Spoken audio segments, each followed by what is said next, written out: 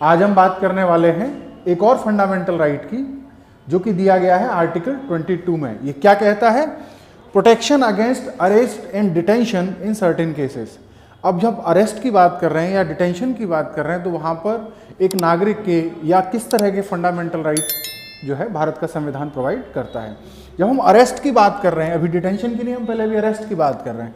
Arrest की जब हम बात करते हैं तो 3 अधिकार हमारा संविधान, हमारे मौलिक अधिकार हमें देते हैं। पहला, कि व्यक्ति जब अरेस्ट किया जा रहा है, उस व्यक्ति को ये अधिकार है कि वह जान सके कि किस रीजन से, किस कारण से उसको अरेस्ट किया जा रहा है। दूसरा, उसकी इच्छा का या उसका चुना हुआ, उसका चॉइस का लॉयर उसे मिलना चाहिए।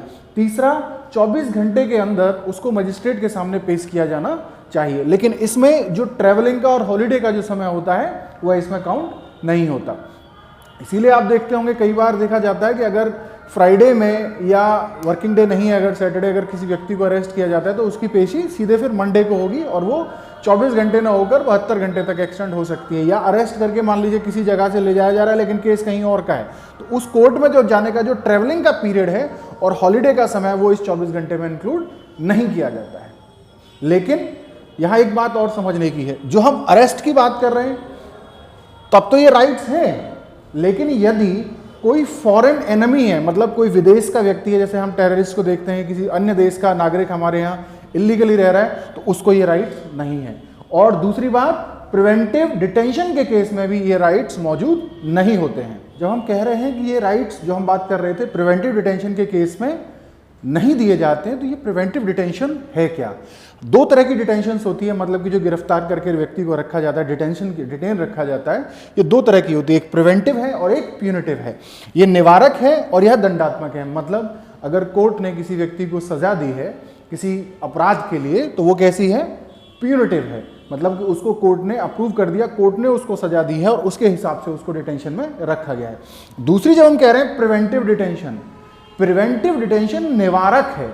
मतलब यदि ऐसा लगता है राज्य को या प्रशासन को कि यह व्यक्ति या यह संस्था या यह ग्रुप इस तरह का कोई अपराध कर सकता है या इसकी कही हुई कोई बात किसी अपराध को जन्म दे सकती है, जैसा हम कई बार देखते हैं कि हेट स्पीचेस का मामला सामने आता है, या कुछ लोग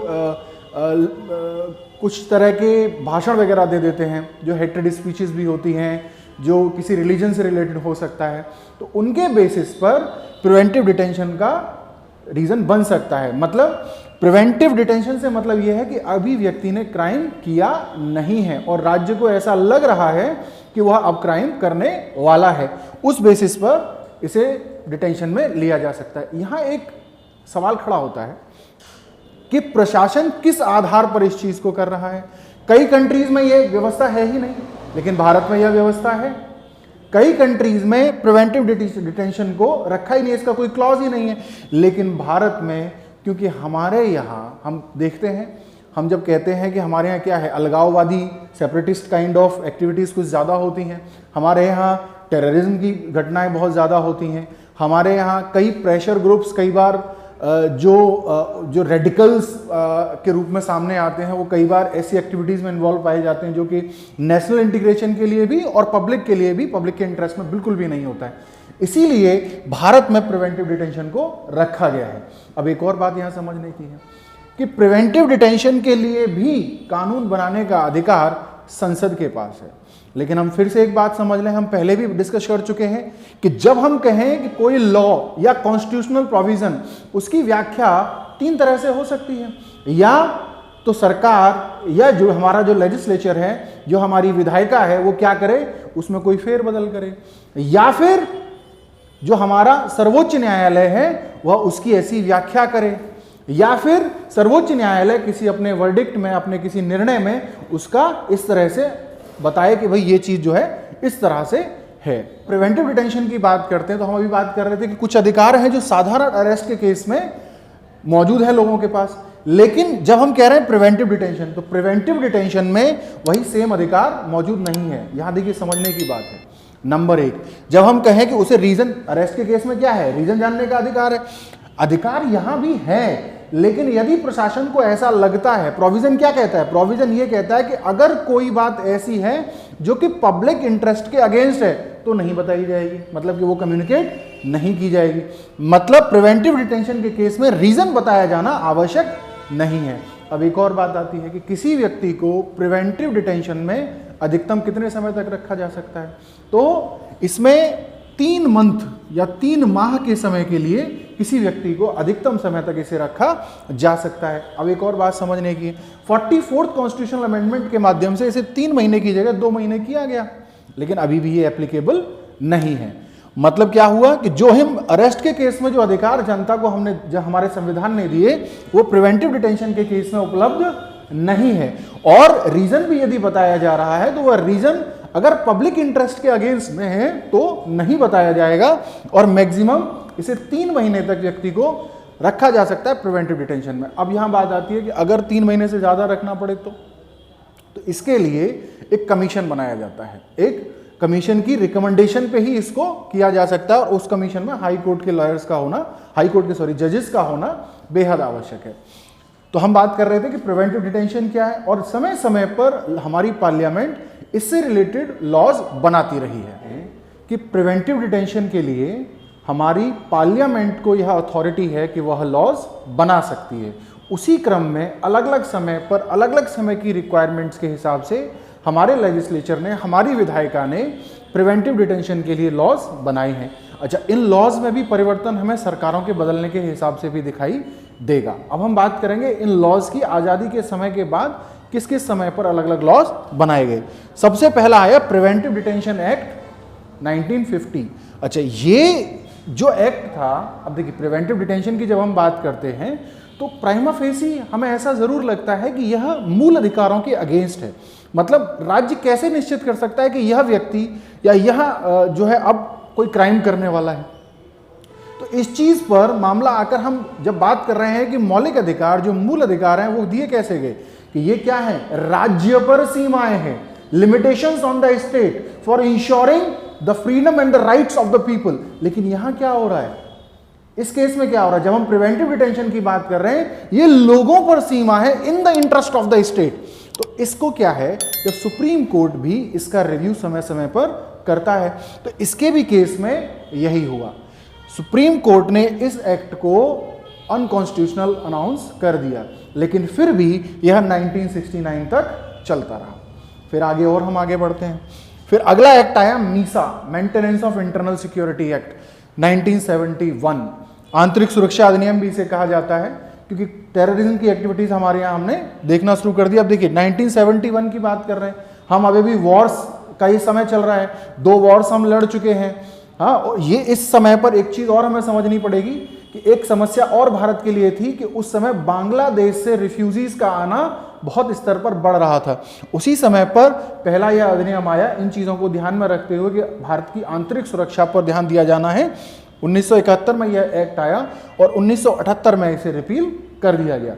उसके बाद जब स्मगलिंग की एक्टिविटीज होंगी, फाइनेंशियल जो है ब्लैक मार्केटिंग होगी, फाइनेंशियल क्राइम्स होंगे, तो उन चीज़ों को भी ध्यान, अब आने लगी चीज़ें, तो जैसे जैसे समय बदलेगा वैसे वैसे सरकार भी नए अधिनियम लाएगी। तो कोफे पोसा लाया गया, conservation of foreign exchange and prevention of smuggling activities act 1974।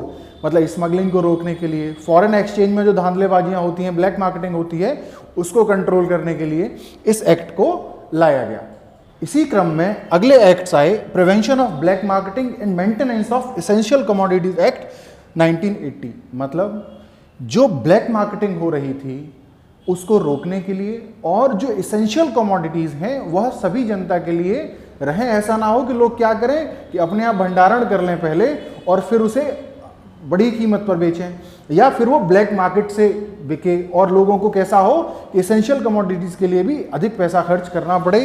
तो इस चीज पर भी ध्यान दिया गया, क्योंकि भारत कैसा राज्य है, एक वेलफेयर स्टेट है, और यह राज्य की जिम्मेदारी है कि वह जो है इक्वेलिटी को एस्टेब्लिश करे। तो इस चीज के लिए भी एक एक्ट लाया गया, जिसे हम चोर बाजारी निवारण और आवश्यक वस्तु प्रदाय अधिनियम भी कहते हैं।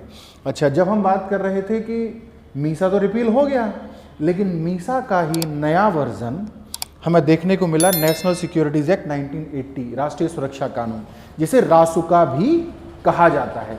यह आतंकवादी गतिविधियों को कम करने और राष्ट्रीय सुरक्षा को एक अच्छा रूप देने के लिए इस एक्ट को लाया गया। इसी क्रम में आगे बढ़ते हुए देखिए, इस जो हम बात कर रहे हैं कि अलग अलग समय पर अलग अलग एक्ट्स आए हैं, सरकारों के बदलने से भी इनमें फेरबदल हुए हैं। किसी भी पॉलिटिकल पार्टी का नाम लेना उचित नहीं है, लेकिन सरकारें जब जब बदलती हैं इन चीज़ों में भी अंतर हमें दिखाई देते हैं। टाडा, ये काफ़ी फेमस रहा, आपने सुना होगा, terrorist and disruptive activities prevention act, इसी को आतंकवादी और विध्वंसक गतिविधियां निवारक अधिनियम 1987 ये आया। और यह पहली बार हुआ जब सरकार ने आतंकवाद को परिभाषित किया। टेररिज्म को पहली बार डिफाइन किया गया इस अधिनियम के माध्यम से। हालांकि सरकार बदली और 1995 में इसे रिपील कर दिया गया। फिर सरकार बदली और फिर से ये एक नए रूप में आया, प्रिवेंशन ऑफ टेररिज्म एक्ट पोटा।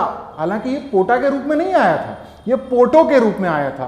पोटो मतलब प्रिवेंशन ऑफ टेररिज्म ऑर्डिनेंस, मतलब राष्ट्रपति ने पहले एक ऑर्डिनेंस जारी किया, बाद में पार्लियामेंट ने इसे पास करके एक एक्ट बना दिया।